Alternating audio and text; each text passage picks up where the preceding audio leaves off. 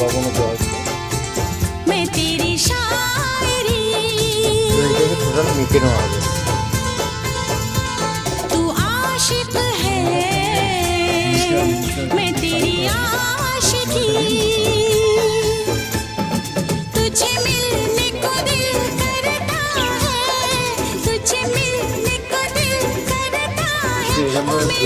বেড়ে দিতে হবে।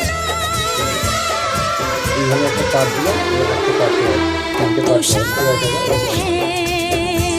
বেলাটা কমপ্লিট হলো, এবারে তুলে রাখা হচ্ছে।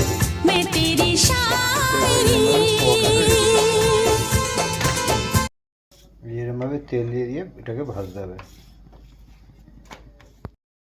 এরমভাবে এপিট উপিট করে এটাকে ভাজতে হবে।